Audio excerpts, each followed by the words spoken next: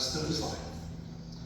His family tricked him into joining the Army in November of 1949 and was stationed at Camp Hanford near Richland, Washington. He stayed in Richland after leaving the service. He married Elaine L. Hartz in 1953. They raised 5 children: Don, Larry, Richard, Robert, and poor old Sheila, the last one. George built a house big enough for each child to have their own room. George and Elaine divorced in November of 1967. George was a painter, a carpet layer, a civilian pilot, never knew that, commercial fisherman, and retired as a union pipe fitter.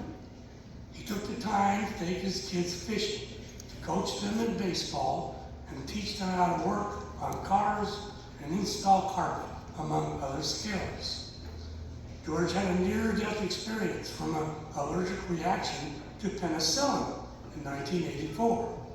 He said that he flew over all the places that he had come close to death and also saw his deceased family members when he flew over. That's kind of cool. His mother told him to go back there.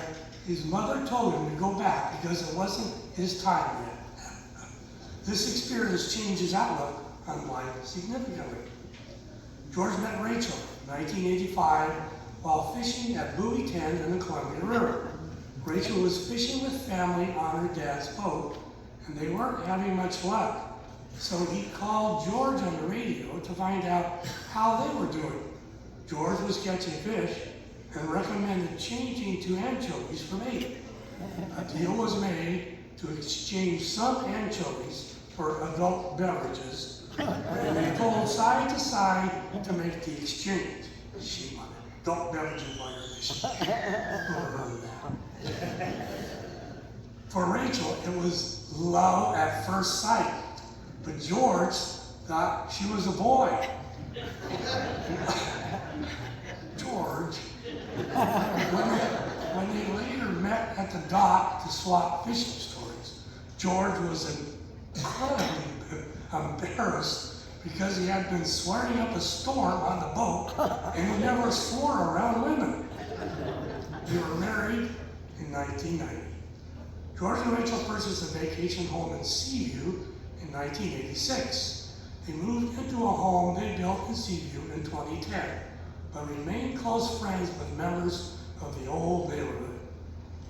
When George retired, he became an important volunteer with St. Vincent de Paul Conference, St. Vincent de Paul, in Seaview, and the St. Vincent de Paul Food Bank in Oahu. For the latter, that would be the food bank, he purchased food and enjoyed getting the best deal possible for the food bank. Oh, I know George can always make a deal. Can't you come down a little bit more on that? Okay.